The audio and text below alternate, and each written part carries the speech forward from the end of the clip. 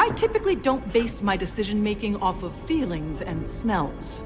Hi guys, welcome back. Many representations of the Orions in Star Trek have been problematic, but Star Trek: Strange New Worlds helped revitalize the green extraterrestrial species. The Orions have a bad reputation in Star Trek history, but Star Trek: Lower Decks and Star Trek: Strange New Worlds have improved the green alien species. The Orions were initially referenced as a species in the unaired pilot episode of Star Trek, the original series, The Cage. When Captain Christopher Pike visits Talos IV and encounters Vina, the Talosians disguise Vina as a variety of alien ladies, including an Orion slave girl, in order to entice Pike. This unflattering portrayal was problematic for a variety of reasons, and subsequent episodes have attempted to redefine the Orions. Strange New Worlds Season 2, Episode 7, Those Old Scientists, introduced another intriguing element to the Orions' history and changed how people in the 23rd century saw them. Ensigns Brad Boimler and Beckett Mariner strive to avoid doing anything that can change the future when they mistakenly go to the past and end up on Captain Pike's US Enterprise. They do, however, make one positive modification to the past by changing Captain Pike and his crew's perception of the Orions. The meaning of Orions in Star Trek, whom gods destroy in the Star Trek original series Orion. Since their inception in Star Trek, the original series, Orions have appeared in various Star Trek episodes, although the recent Paramount Plus productions have done the most to examine their civilization.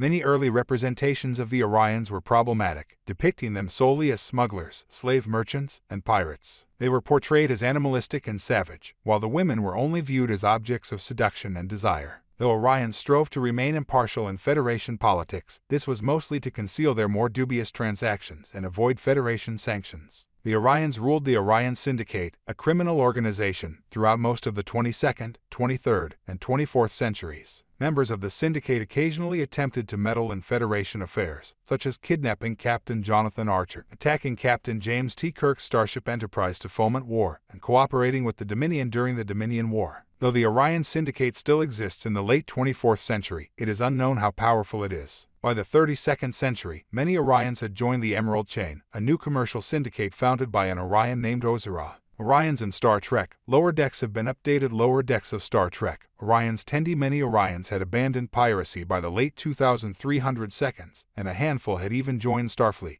Ensign Devana Tendi, an officer in the scientific department on the US Cerritos in Star Trek: Lower Decks, is one of the young Orions in Starfleet. Tendi contradicts nearly every cliché connected with Orions. Tendi is charming, gentle, and respects the rules, but Orions are regarded as dangerously attractive and animalistic. She is ecstatic about every assignment, especially when she can put her scientific knowledge to work, and she is constantly willing to learn. Despite this, Tendi's crewmates occasionally fall back into Orion preconceptions, and she needs to remind them that not all Orions are cruel pirates. Star Trek: Lower Decks has successfully recreated the Orions with the character of Tendi as a varied species that are not defined by the preconceptions of others. Tendi encountered another Orion in the Lower Decks Season 3 episode Hear All, Trust Nothing, who claimed to be the son of Orion pirates but subsequently admitted he had grown up with human parents in Ohio. Tendi, popularly known as Mistress of the Winter Constellations, was originally an Orion pirate, and her family were even members of the Orion Syndicate.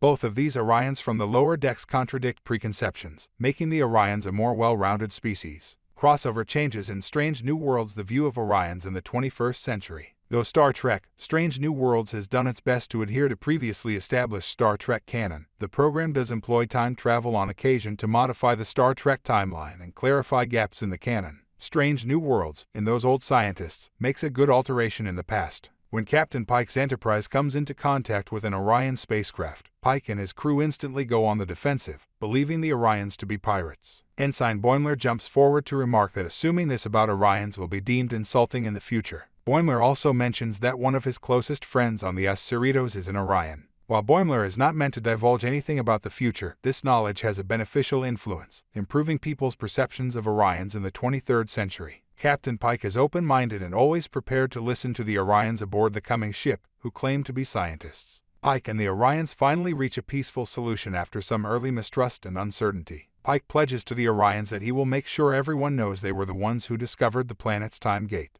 People will listen to Captain Pike since he is well respected in the Federation. Those Old Scientists. Star Trek: Strange New Worlds modernizes the Orions' often problematic portrayal and challenges Pike and his crew to confront their prejudices. Thanks for watching.